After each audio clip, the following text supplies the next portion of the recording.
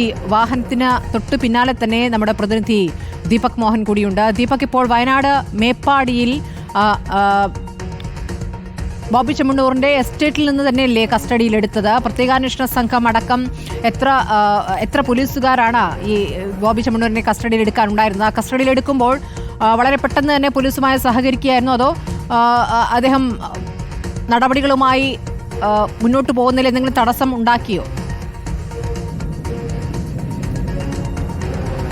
സ്മൃതി, രാവിലെയോട് കൂടിയാണ് ഈ മേപ്പാടി ചുളിക്കയിലുള്ള ബോബി ചെമ്മണ്ണൂരിന്റെ 1000 ഏക്കർ എസ്റ്റേറ്റിൽ നിന്ന് ബോബി ചെമ്മണ്ണൂരിനെ പോലീസ് സംഘം കസ്റ്റഡിയിലെടുത്തത്. ഇന്നലെ വൈകിട്ടോടുകൂടി എറണാകുളത്തു നിന്നുള്ള സ്പെഷ്യൽ അന്വേഷണ സംഘം ഇവിടെ എത്തിച്ചേർന്നിരുന്നു. എന്നാൽ കൽപ്പറ്റയിലുള്ള വയനാട്ടിലെ പോലീസ് സംഘത്തിന്റെ കൂടി സഹായത്തോടു കൂടിയാണ് ഇദ്ദേഹത്തെ രാവിലെ ഈ ബംഗ്ലാവിൽ നിന്ന് കസ്റ്റഡിയിലെടുത്തത്. കസ്റ്റഡിയോട് അദ്ദേഹം പൂർണ്ണമായും സഹകരിച്ചു എന്നുള്ള രീതിയിലാണ് പോലീസ് വൃത്തങ്ങൾ നമുക്ക് നൽകുന്ന സൂചന. ഏകദേശം 11:50 കൂടിയാണ് ഈ കൽപ്പറ്റ പുത്തൂർ വയൽ AR ക്യാമ്പിൽ നിന്ന് ബോബി ചെമ്മണ്ണൂരുമായുള്ള വാഹനം പുറപ്പെടുന്നത്.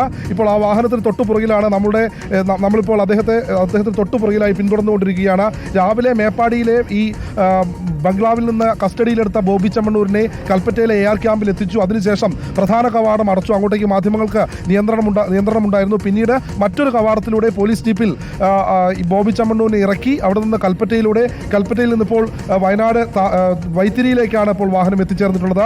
മുൻപിൽ പോലീസ് വാഹനവും ഒപ്പം ബോബി ചെമ്മണ്ണൂരിന് 2 വാഹനങ്ങളും പുറകിലുണ്ട്. ആ 2 വാഹനങ്ങൾക്ക് പുറകിലായിട്ടാണ് നമ്മുടെ റിപ്പോർട്ടർ വാർത്താ സംഘത്തിന്റെ വാഹനമുള്ളത്. മുൻപിൽ ഈ എറണാകുളത്തു നിന്നുള്ള പോലീസ് സംഘം ഈ ബോബി ചെമ്മണ്ണൂരുമായി ഇപ്പോൾ വയനാട് ചുരത്തിന്റെ കവാടത്തിലേക്ക് കടന്നിരിക്കുകയാണ്. ഏകദേശം സൈഫുനിസ പറഞ്ഞതുപോലെ വൈകിട്ടോടുകൂടി തന്നെ അല്ലെങ്കിൽ അതിനു മുൻപായി തന്നെ എറണാകുളത്തേക്ക് എത്തിക്കാനുള്ള ശ്രമങ്ങളാണ് ഇപ്പോൾ പോലീസ് നടത്തിക്കൊണ്ടിരിക്കുന്നത്. സ്മൃതി.